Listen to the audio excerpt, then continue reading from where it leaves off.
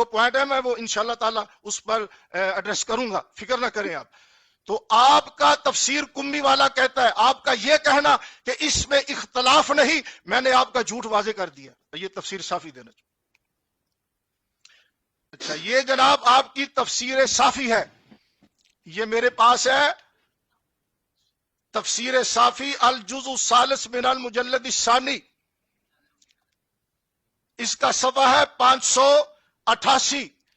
آپ کا یہ تفسیر صافی والا کاشانی کہتا ہے نازلت فی بنی تمیم، یہ نہیں کہا کہ نازلت فی ابی بکرن، نازلت فی ابی بکرن و عمرہ، یہ نہیں کہا، یہ کہتا نازلت فی بنی تمیم کانو اذا قادموا علی رسول اللہ صلی اللہ علیہ وسلم، جب حضور کی بارگاہ میں آئے تھے، حجرے کے باہر کھڑے ہو کر وہ گفتگو کر رہے تھے، زور زور سے کہتے تھے اے محمد صلی اللہ علیہ وسلم باہر تشریف لائیے۔ جب حضور باہر تشریف لائے تقدموہ فی المشی، انہوں نے حضور پر تقدم کیا چلنے میں، بولنے میں۔ آپ کے مفسرین کہتے ہیں فانزل اللہ، اللہ نے ان آیات کو نازل کیا۔ آپ کہتے ہیں اختلاف نہیں ہے، آپ کا کمی والا آپ کی بات ماننے کے لیے تیار نہیں، فیض کشانی آپ کی بات ماننے کے لیے تیار نہیں ہے، اور آپ کا فیض کشانی کہتا ہے وفی الجوامع، جو آپ کی تفسیر ہے جوامع الجامع پڑھی ہے میرے پاس، میں اس کی عبارت بھی پڑھ سکتا ہوں۔ وہ کہتا ہے ان ابن عباس، عبداللہ بن عباس رضی اللہ تعالی عنہ، جو کہ نبی پاک صلی اللہ تعالی علیہ وآلہ وسلم کے چچا زاد ہیں، حضور علیہ السلام نے جنہیں سینہ اقدس سے لگا کر فیض عطا فرمایا، وہ ابن عباس رضی اللہ تعالیٰ عنہ فرماتے ہیں، طارق صاحب اس پوائنٹ کو ذرا نوٹ کرے، ابن عباس صحابی فرماتے ہیں نازلت فی ثابت ابن قیس، یہ آیت ثابت بن قیس کے بارے میں نازل ہوئی، یہ ثابت بن قیس کے بارے میں نازل ہوئی، کانا فی اذنہ ہی وقرن کانا جہوری صوت، کہ ان کی آواز ذرا بھاری تھی، ان کے کان میں کچھ پرابلم تھی، وہ جب بولتے اذا کلم رفع صوتہ وربما تعزى رسول اللہ صلی اللہ علیہ وسلم، ان کے بولنے سے حضور علیہ السلام کو بعض مرتبہ ایذا ہوتی تھی۔ آپ کہتے ہیں یہ آیات شیخین کریمین کے بارے نازل ہوئی، آپ کا فیض کشانی، آپ کا مفسر کہتا ہے، ابن عباس رضی اللہ عنہ سے تفسیر بیان کرتا ہے کہ یہ آیت بنی تمیم کے بارے میں نازل ہوئی، یہ آیت ثابت بن قیس کے بارے میں نازل ہوئی، شیخین کریمین کا انہوں نے نام تک نہیں لیا۔ آپ کہتے ہیں اس میں اختلاف نہیں ہے، یہ آپ نے بالکل غلط بات کی ہے، ان غلط باتوں کی وجہ سے آپ لوگوں کے سامنے یہ سارا پلندہ جو ہے نا وہ پھیلاتے ہیں۔ اور حضرت ابن عباس رضی اللہ تعالیٰ عنہ صحابی رسول، وہ فرماتے ہیں کہ یہ آیت ثابت بن قیس کے بارے میں نازل ہوئی، آپ کا یہ کہنا کہ اس میں اختلاف نہیں، میں نے یہ آپ کی بات غلط ثابت کر دی۔ ایک نمبر دو، یہ بات ذرا غور سے سننا، اللہ یاری صاحب یہ بات ذرا توجہ سے اور غور سے سننا، کیونکہ آپ کی ساری عمارت دھڑم سے گرنے والی ہے۔ یہ سنیں غور سے، آپ کا فیض کشانی کیا کہتا ہے۔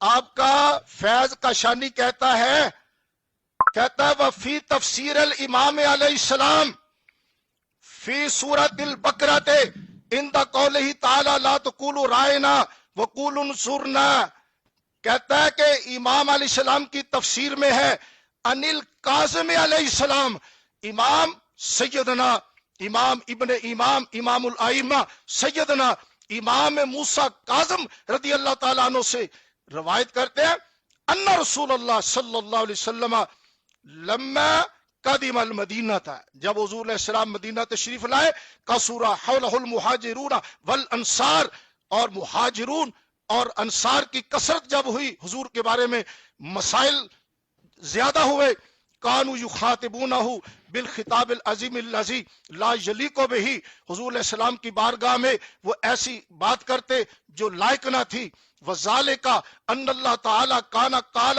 یا ایھا الذین آمنوا لا ترفعوا اصواتکم فوق صوت النبی، کہتا ہے اللہ نے آیت نازل کی اس وقت وَكَانَ رسول اللہ صلی اللہ تعالی علیہ وسلم رحیماً وعلیہم عطوفاً، حضور بڑے رحیم اور بڑے کریم تھے ان کے لیے۔ اب یہ بات بڑی قابل توجہ، آپ نے اس کا جواب دینا ہے۔ کہتا ہے کہ حضور بڑے رحیم اور کریم ہیں۔ وَفِي إِزَالَةِ الْأَسَامِ عَنْهُمْ مُجْتَهِدًا حَتَّى أَنَّهُ كَانَ يَنْظُرُ إِلَى مَنْ يُخَاطِبُهُ فَتَعْمَلُ عَلَىٰ أَنْ يَكُونَ صَوْتَهُ مُرْتَفِعًا عَلَىٰ صَوْتِهِ لِيَزِيلَ عَنْهُ مَا تَوَعَدَ اللَّهُ مِنْ إِحْبَاطِ أَعْمَالِهِ۔ آپ کے امام موسیٰ کاظم فرماتے ہیں نبی پاک صلی اللہ تعالی علیہ وسلم پر جب یہ آیت نازل ہوئی تو اگر کوئی شخص حضور سے اونچی آواز میں بات کرتا تھا تو نبی پاک علیہ السلام اس سے زیادہ اونچی آواز میں گفتگو فرماتے تھے تاکہ اس کے اعمال حبط نہ ہو، اس کے اعمال ضائع نہ ہو۔ اور یاد رہے یہ امام موسیٰ کاظم کی بات نہیں ہے، وسائل الشیعہ میرے پاس پڑی ہے، اگر کہیں گے تو حوالہ دکھا دوں گا۔ آپ کے وسائل الشیعہ میں یہ بات موجود ہے۔ کون سی؟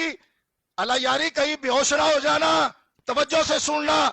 امام جعفر صادق رضی اللہ عنہ فرماتے ہیں میری بات میرے باپ کی بات ہے، میرے باپ کی حدیث میرے دادے کی حدیث ہے، میرے دادے کی حدیث میرے آقا امام حسین رضی اللہ عنہ کی حدیث ہے، آقا حسین علیہ السلام کی حدیث میرے آقا امام حسن مجتبی کی حدیث ہے، ان کی حدیث مولا علی شیر خدا کی حدیث ہے، ان کی حدیث نبی پاک علیہ السلام کی حدیث ہے، ان کی حدیث اللہ تعالیٰ کا فرمان ہے۔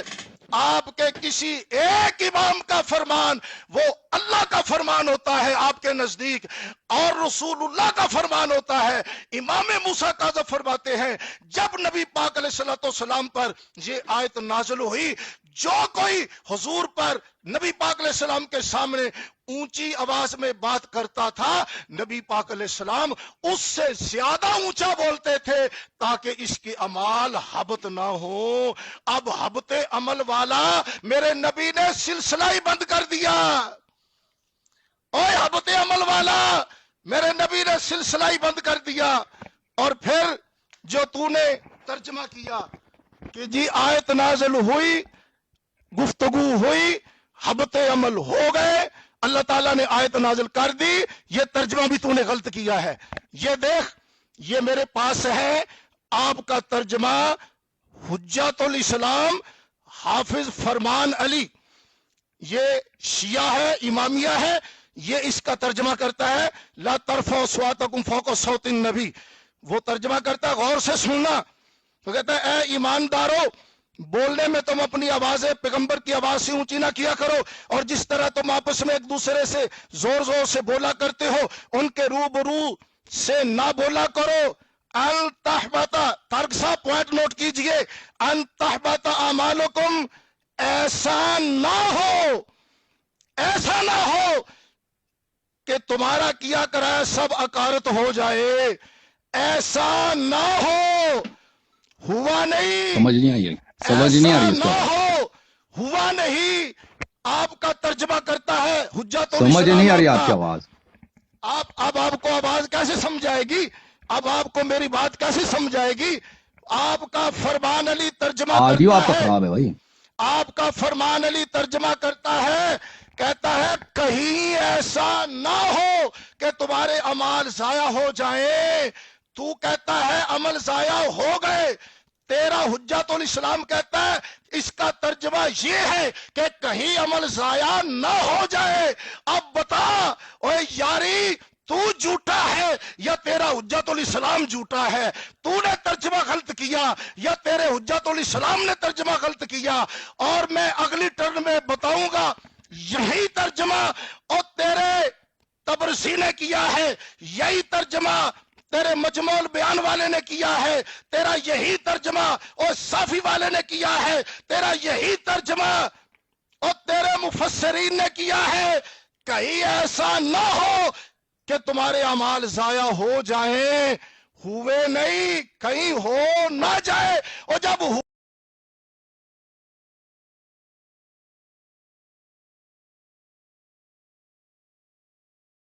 الحمدللہ رب العالمین والصلاة والسلام علی سید الانبیاء والمرسلین اما بعد فاعوذ باللہ من الشیطان الرجیم بسم اللہ الرحمن الرحیم۔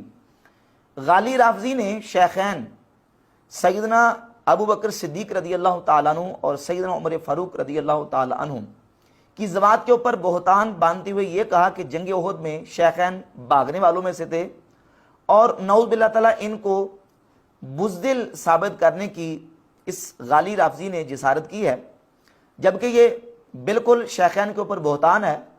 نبی پاک صلی اللہ علیہ وآلہ وسلم کے ثابت قدم رہنے والے صحابہ میں سے سیدنا ابو بکر صدیق رضی اللہ تعالیٰ عنہ بھی ہیں اور حضرت عمر فاروق رضی اللہ تعالیٰ عنہ بھی ہیں۔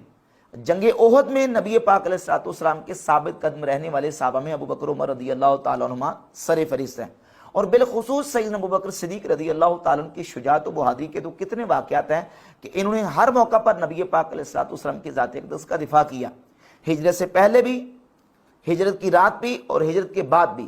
ہجرت سے پہلے بھی اسلام کے پہلے مبلغ اور اسلام کے پہلے خطیب سیدنا ابو بکر صدیق رضی اللہ تعالیٰ عنہ کی ذات اقدس ہے۔ نبی پاک علیہ السلام سے اجازت لے کر سیدنا صدیق اکبر رضی اللہ تعالیٰ نے خطبہ دیا اور اسلام کی تبلیغ کی، اور اسلام کی تبلیغ کی پاداش میں ابو بکر صدیق نے ماریں تک کھائیں، اذیتیں تکلیفیں برداشت کی، ماریں کھائی ہیں صدیق اکبر رضی اللہ تعالیٰ عنہ نے۔ اور مشرکین مکہ نے جب نبی پاک علیہ السلام کو مکہ المکرمہ میں اذیتیں اور تکلیفیں دیں، اس موقع پر بھی حضور علیہ السلام کا دفاع کرنے والے ابو بکر صدیق رضی اللہ تعالیٰ عنہ۔ صحیح بخاری کے اندر 3678 نمبر 3678 نمبر حدیث ہے، جب عقبہ بن ابی معیط نے نبی پاک علیہ السلام کو اذیت و تکلیف دی، اس موقع پر بھی حضور علیہ السلام کا دفاع ابو بکر صدیق رضی اللہ تعالی عنہ کی ذات اقدس نے کیا۔ ہجرت کی رات جب مشرکین مکہ نبی پاک علیہ السلام کے قتل کے در پہ تھے، اس موقع پر بھی حضور علیہ السلام کے ساتھ ابو بکر صدیق رضی اللہ تعالی موجود تھے اور حضور کا دفاع کر رہے ہیں، حضور علیہ السلام کے لیے قربانیاں پیش کر رہے ہیں۔ فتح مکہ سے پہلے بھی، فتح مکہ کے بعد بھی، ہجرت سے پہلے، ہجرت کے بعد، ہر موقع پر نبی پاک علیہ السلام کی ذات اقدس کا دفاع کرنے والے ابو بکر صدیق رضی اللہ تعالیٰ۔ ہجرت کی رات بھی حضور کے ساتھ ہے، اور پھر ہجرت کے بعد اسلام کی باقاعدہ جو پہلی جنگ ہوئی جنگ بدر میں نبی پاک علیہ السلام کے ساتھ عریش کے نیچے حضرت ابو بکر صدیق رضی اللہ تعالیٰ عنہ موجود تھے، جبکہ کفار و مشرکین یہ چاہتے تھے کہ نبی پاک علیہ السلام کو شہید کر دیں۔ اس موقع پر حضور علیہ السلام کا دفاع ابو بکر صدیق رضی اللہ تعالیٰ عنہ کر رہے تھے۔ تو یہ تو تمام صحابہ میں سے شجاع صحابی ابو بکر صدیق رضی اللہ تعالیٰ عنہ، اور جنگ احد کے موقع پر بھی صدیق اکبر رضی اللہ تعالیٰ عنہ ثابت قدم رہے، حضرت عمر رضی اللہ تعالیٰ عنہ ثابت قدم رہے، اور صحیح بخاری صحیح مسلم کی جو احادیث ہیں ان سے یہ بات بالکل واضح ہوتی ہے۔